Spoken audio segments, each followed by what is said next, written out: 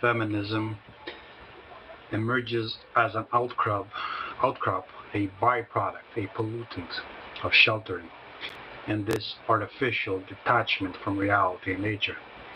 If we remember that nature is a word referring to the sum of all nurturing, this detachment is one rejecting, forgetting, denying the past, so that it can choose, in this mind that does so, what identity suits it from what is current and what is in fashion and what is modern. This it considers its freedom. In fact, the dismissal of the past of nature, other than a selective, caged, disinfected version we find on television or in parks and zoos, or even in supermarkets where meat has no blood and fruits no worms, is part of how the virus detaches the host from all supportive elements. It disconnects it from its own heritage. It detaches it from the past so as to then impregnate it with its own ideas, its own ideals, its own mimetic identifications. In other words, the immediate. This is what nurturing versus nature is all about. The immediate versus the sum of.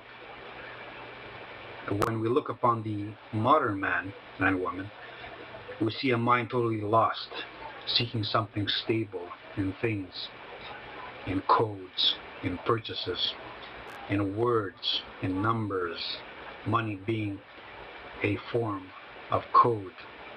The movie The Matrix comes to mind. We live in an artificial world of codes or words, of abstractions, where the unreal, the fabricated replaces the real. The artificial replaces the natural. We accept it because the unreal, the fantastic, is far more comforting and easy to deal with than the indifferent world beyond it.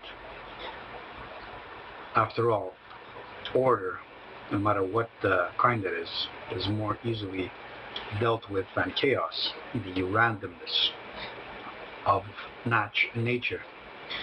We accept it because the unreal, the fantastic, is far more comforting and easy to deal with than the indifferent world beyond it.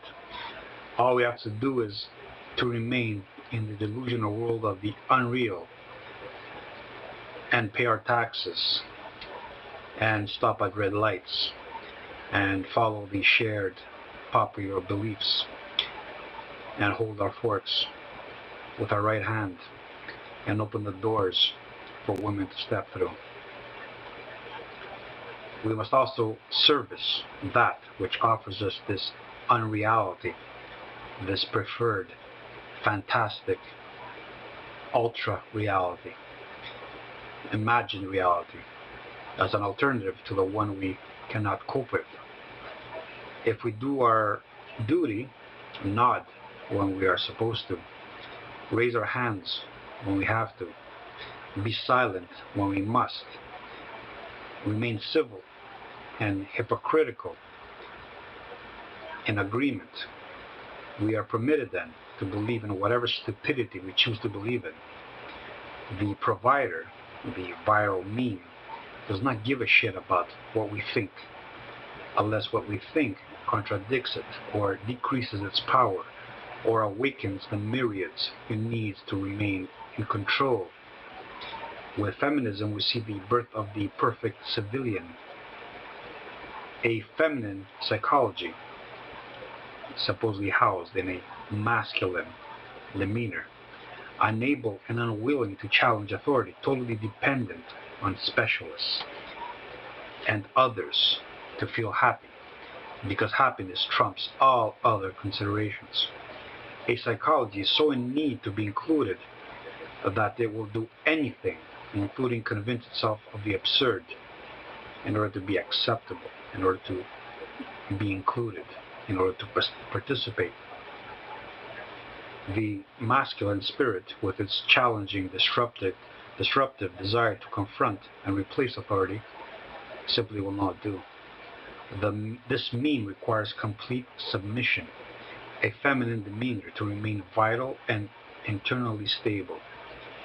It does not use reason or arguments to accomplish its task, for in a universe with no absolutes, these are easily challenged. What it uses is an understanding of human nature, and then it denies such a thing that ever exists to make it inaccessible to others, and to hide its own methods behind the self-serving myth that humans are far too complex to be boxed in by such terms and such concepts. So much so that nothing can understand them, so complex that is.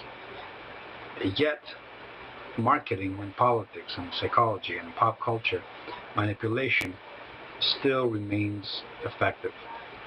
And no matter how complex, quote-unquote, humans are, they still believe, in their vast majority, in the same shit.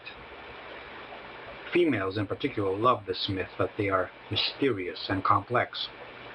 Their flakiness becomes evidence of inner intricacy, their simplicity and an ability to remain loyal and true and stable and decisive, explained as part of feminine mystique. This is where a negative attribute becomes a positive in true nihilistic fashion. Females, the feminine psyche, is therefore the preferred, the ideal psyche, a behavioral ideal all must adhere to and be inspired by. Easy for females, born with the natural inclination to be so, but a different matter for males. There, a bit of social engineering is required, while at the same time denying it as cruel and vile and something practiced only by fascists and Nazis. Common traits between feminists and the infamous MRA, the men's rights activist movement. Number one, a shared hatred of the past and of nature outside parks, zoos, and television documentaries. With females, this is particularly so because nature, the past, is what forces them to endure childbirth and child rearing and all that menstrual discomfort. If they are to be like men in theory, then all this nature shit has to be forgotten. Tabula rasa, the clean slate. Erase the brain. Prepare it for rewiring, rewriting, training, or what is called education. Suppression and denial is expected. If you think and see something inappropriate, the sensation of shame, of guilt, that something is wrong, warns you that you've surpassed the line of socially acceptable thinking. Emotion is the mechanism of enforcement. Behavioral intervention. First, what you perceive as unreal. Then, what you do not see, but are told is real, is more real. If you see difference, it is a lie. All is exactly the same. If you see divergence, it is fake. All is united. If you see inequality, it is absurd. All is equal. Here what is meant is potential, because then the concept of propriety, good education, appropriate training, and knowledge can be introduced as part of the behavioral altering method. A clean slate is what a child is born as, supposedly, and not what it must go through, a washing of the brain, to be called healthy and normal in a world where the past and nature is denied relevance. With feminists, access to the true, one and only alpha male is made comfortable by turning this natural type into an abstraction everybody can be the face of. Man, woman, child, moron, imbecile, cripple, it does not matter, since the true masculine power is an idea and an ideal. All can be the representation of it. It doesn't matter, because it never changes. It's an institution. The true powers, like Oz, remain in the background, and like the devil, they've tricked mankind into believing he does not exist. Or so Goethe said. With the MRA, the rejection of nature is not as severe. Like true half males, stunted males, they accept parts of nature and natural selection, but do not go further with it. They want to stop with sex and sexual specialized types. The male and female division and conflict, in other words, is as far as they can go. They do not want to splinter their movement by going further. That they now compete with females for the institutions, the only alpha male's good graces, in other words, is beyond them. They still feel like men. Number 2, with both feminism and the MRA, emotion plays a crucial part in its defensive tactics. With feminism, it is hatred, as it is with racism. If you say something you've noticed which may hurt someone, no matter how true it is, then hatred, anger, some projected defect is used to explain it away.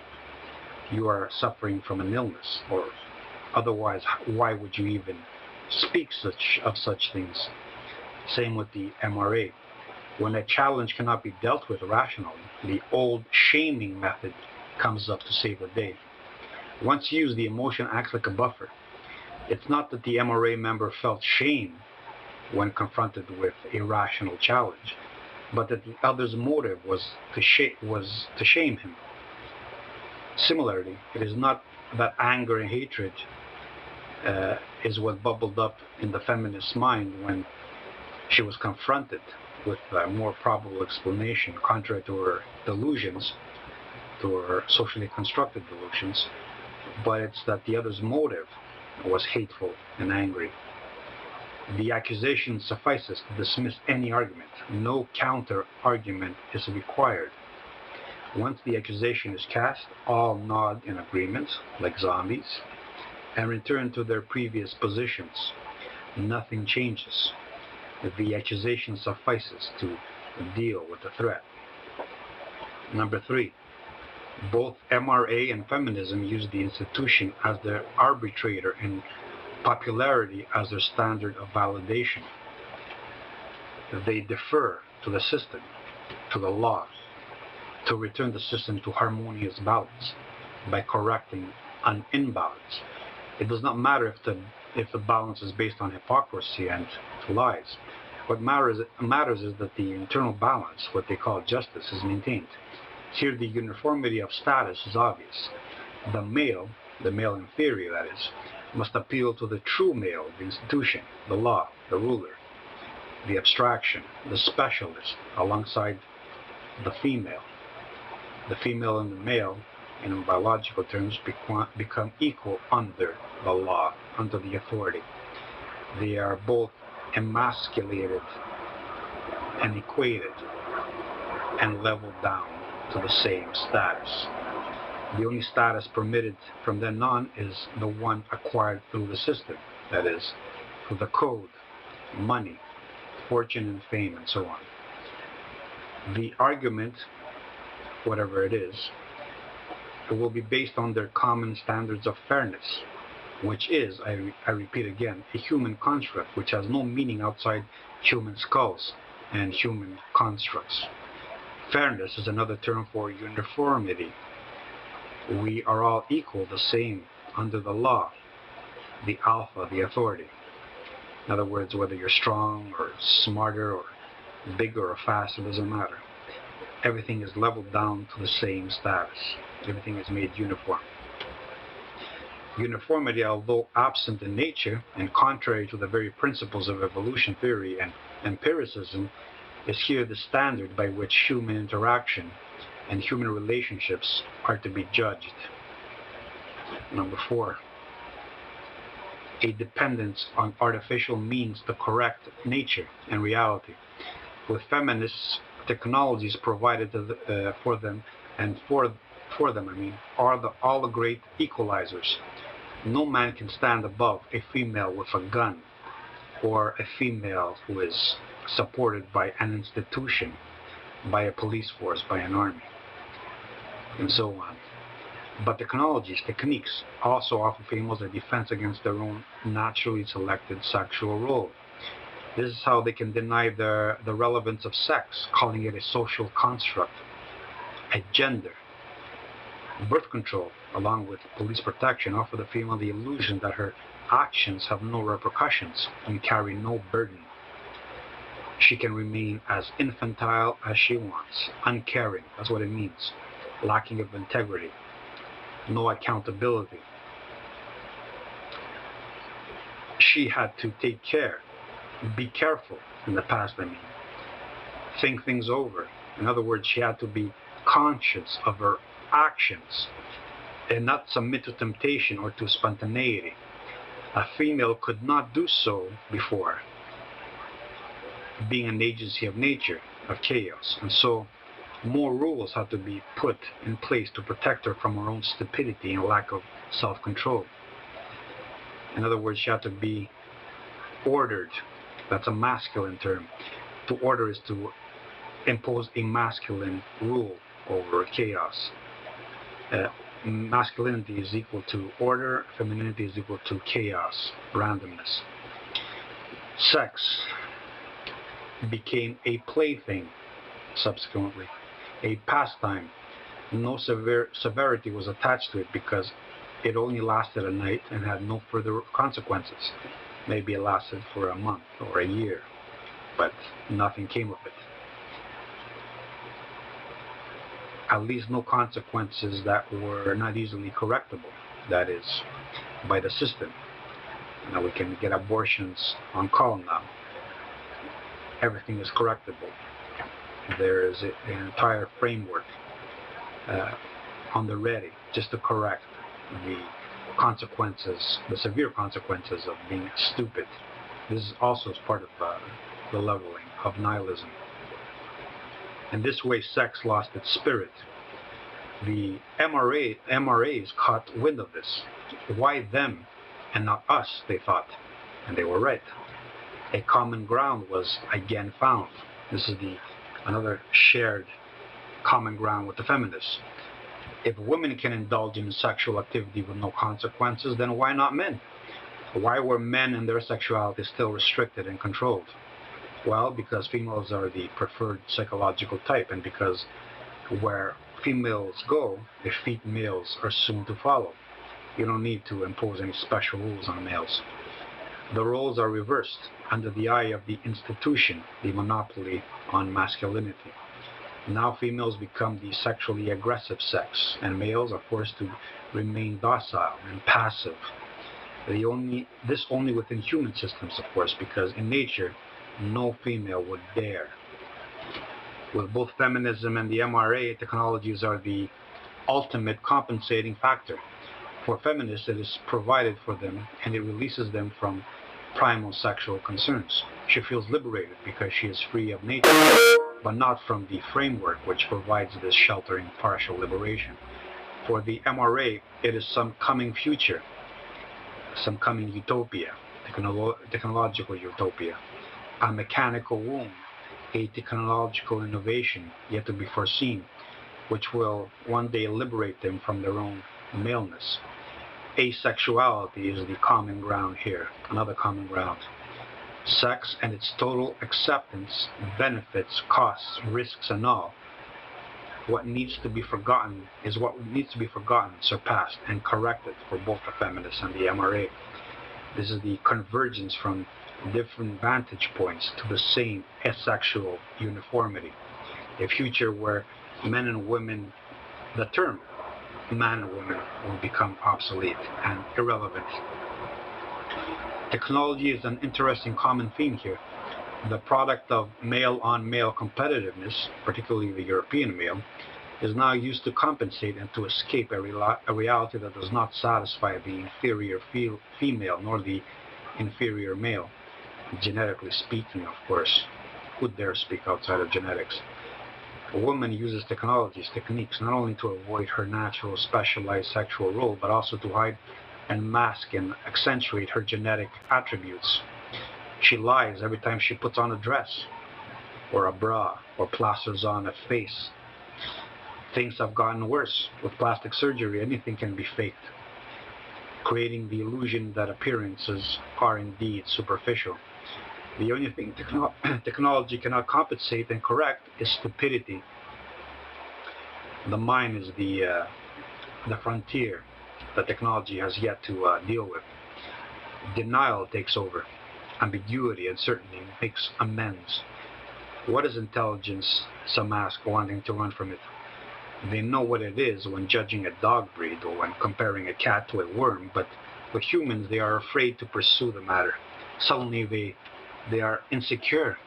They are skeptical. They want more proof. Here they raise their hands in surrender.